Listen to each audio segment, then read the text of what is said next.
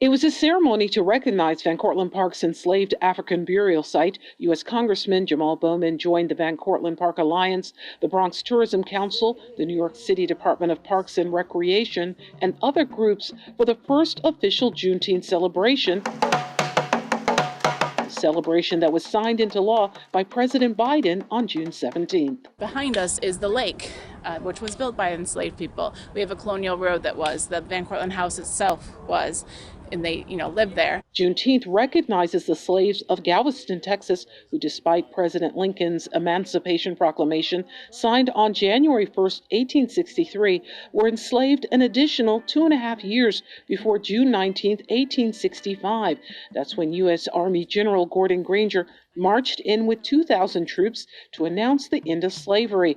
The day has gone further decades since, with celebrations and projects aimed at discovering more about the lives of slaves in several states and locations, including right here in Van Cortlandt Park. As a descendant, obviously, I saw it through different lenses. As a member of the Van Cortlandt Park Alliance's Enslaved People Project Task Force Steering Committee on the slaves that were buried in the park, Jacki Fischer's role is to consult on getting the word out.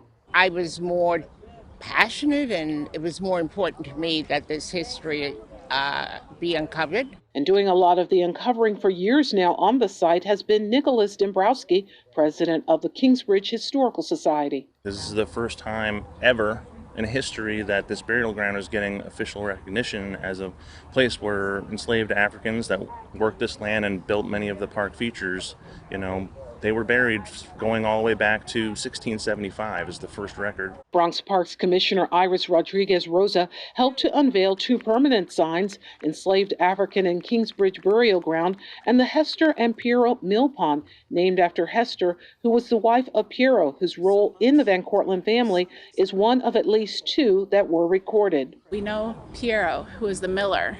We know Levelly, who was the boatman. So it's going to be Hester and Piero's mill pond. Also, the burial site was featured over 25 years ago in a Gary Axelbank exclusive for BronxNet that aired in 1995, where the then head of the Kingsbridge Historical Society, Peter Ostrander, took him to the site as plans were underway to build tennis courts nearby.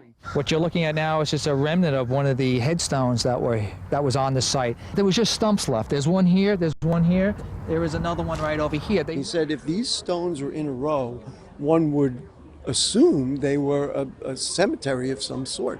And he said this is a historical area. We have had some knowledge at Van Cortlandt House of the history of enslavement at the house and on the plantation, but we're a little tentative about how to present that information in a respectful, meaningful way. Laura Carpenter is director of the Van Cortlandt House Museum. We're more looking at it as a start for continuing initiatives in the park to continue to reframe and tell the inclusive history of what happened on this ground. Also speaking were New York City Council members Eric Dinowitz and State Assembly member Jeffrey Dinowitz. A virtual tour called Pathways to the Past of the Enslaved African Legacy is available on Van Cortlandt Park Alliance's website at vancortlandt.org. For BronxNet, this is Arlene Mukoko.